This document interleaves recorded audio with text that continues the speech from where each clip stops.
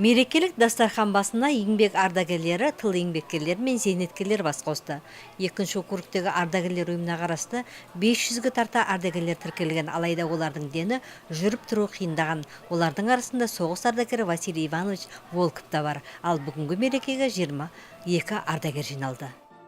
Я поздравляю всех ветеранов. Мен барлық ардагерлер мен зейнеткерлерді ерекше мерекелерімен шын жүректен құттықтаймын. Бұл жандар қандай құрметке болса да лайықты, оларға денсаулық, отбасыларына амандық тілеймін. Мерекелік дастархан басына жиналғандардың барлығы осы қаламыздың дамуына өз үлестерін қосқан жандар. Теміртау қаласымен бірге жасап, олардың әрқайсысы әр салада абыройлы еңбек еткен, ұл қыздарын өсіріп, бүгінде немере шөбересін сүйіп отырған бақытты жандар. Осы мерекелік шараның өтуіне ұйытқы болып отырған Екатерина Лавренова көп жылдар металлургия комбинатта еңбек етіп, зейнеткерлікке шықса, Күләш Қуанышева да металлургия комбинатының домна цехында еңбек етіпті. Бала шағаларымыз бар, бәрі орын-орнында істеп жатыр жұмыстарын, үйленген, тұрмысқа шыққандар, немерелеріміз бар, оқып жатыр. Ардагерлерді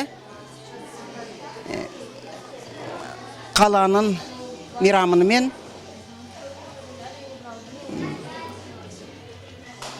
мұғалімдердің күніменен келе жатырған құттықтаймыз. Дендеріне саулық тілейміз, ардагерлерімізге бәріне де дендері сау болсын, мал жандары, үй жандары аман саушылықта болсын.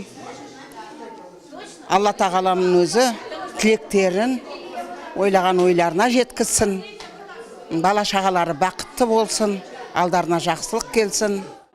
Ардагерлерге мерекелік дастархан жаюға қала кәсіпкерлері өз көмектерін берген. Ал 21-ші орта мектеп директорының орынбасары Светлана Адаменко қарттарды мерекелермен құттықтады. Ал мектеп оқушылары мерекелік тарту жасап, ардагерлерге тамаша көңіл күй сыйлады. Халқымыздың қамын жеген ұлдары, о ғаламат, халық жауы деді ғой. Шұбарала болып кетті тектері, айда тұғын келген бүгін күндері. Тілім кетсе, күнім қыза кетері, қайран елім, қалай ғана біл.